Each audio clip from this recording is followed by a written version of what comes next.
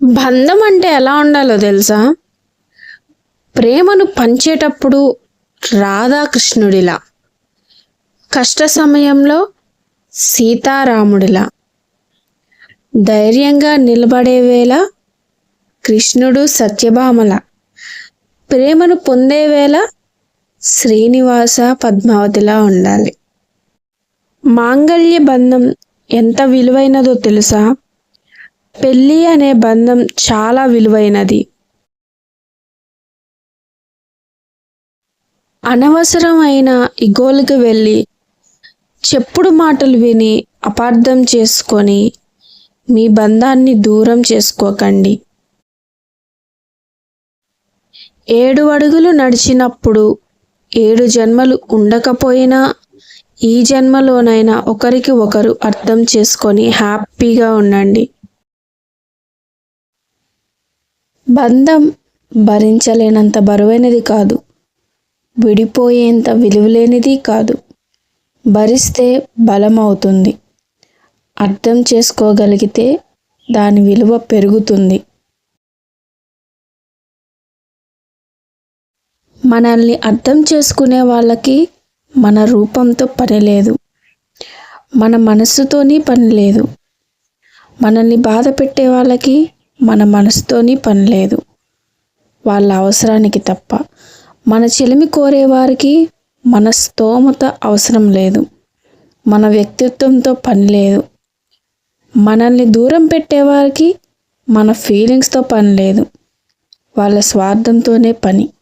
నీకెంత అదృష్టం కలిసి వచ్చినా, నువ్వెంత కష్టం చేసేవాడివైనా, నీ భార్య సహకారం నీకు లేనిదే నువ్వు ఏ రంగంలో రాణించలేవు. అలాగే నీవు ఎన్ని గొప్ప చదువులు చదివినా, నువ్వు ఎంత గొప్ప ఉద్యోగం చేస్తూ ఉన్నా కూడా నీ భర్త అండదండలు లేకపోతే భార్య జీవితం నిస్వార్థకమే. భార్యను భారంగా కాక బాధ్యతగా చూసుకుంటే ఏ భార్య కూడా బాధపడదు. బరువెక్కిన గుండెతో పుట్టింటి గడప తొక్కదు. ప్రతి మగాడు విజయం వెనుక ఆడది ఉంటుంది అంటారు. కానీ పెళ్ళైన అమ్మాయి విజయం సాధించింది అంటే ఖచ్చితంగా దాని వెనుక తన భర్త ఉంటాడు. కుటుంబంలో ఎన్ని గొడవలు ఉన్నా సమాజంలో భర్త పరువు నిలబెట్టాల్సిన బాధ్యత భార్యదే. భార్యను చులకనగా మాట్లాడకుండా ఉండాల్సిన బాధ్యత భర్తది.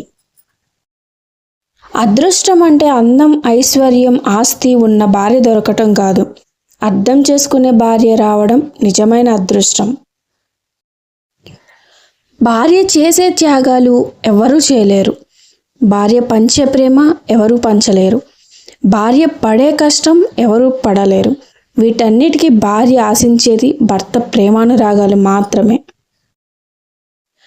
భార్యగా నీ ఇంట్లోకి వచ్చిన ఆడపిల్లని భర్తగా మొదట నువ్వు ప్రేమించి గౌరవిస్తేనే నీ ఇంట్లో వాళ్ళు కూడా ఆ గౌరవ మర్యాదలు ఇస్తారు, ప్రేమలు ఆప్యాయతలు చూపిస్తారు. నిన్ను నమ్ముకొని వచ్చిన ఆడపిల్లకి నువ్వే గౌరవం ఇవ్వకపోతే మిగతా వాళ్ళు ఎలా ఇస్తారు?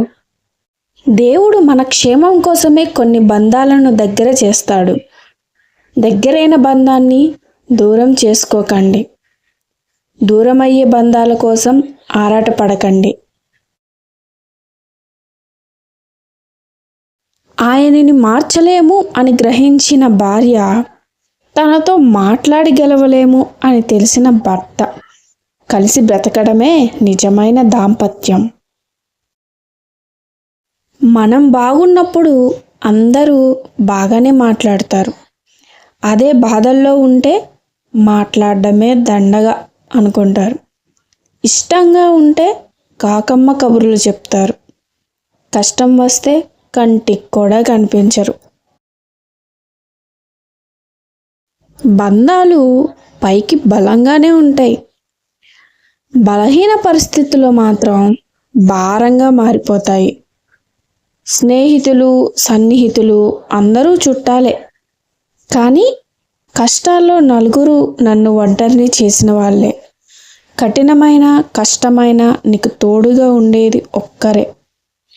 ఇష్టమైన ఇబ్బంది అయినా ఆయన వెన్నంటి తోడుగా ఉండేది నీ భార్య మాత్రమే.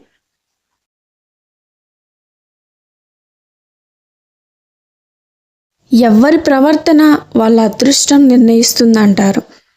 కానీ భార్యాభర్తల విషయంలో మాత్రం భార్య అదృష్టాన్ని భర్త, భర్త అదృష్టాన్ని భార్య నిర్ణయిస్తారు. భార్య ఉత్తమ ఇల్లాలు అయితే భర్త అదృష్టవంతుడు.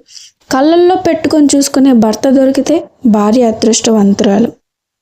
ఈ సృష్టిలో చివరి వరకు తోడు ఉండేది భార్యకు భర్త, భర్తకు భార్య మాత్రమే.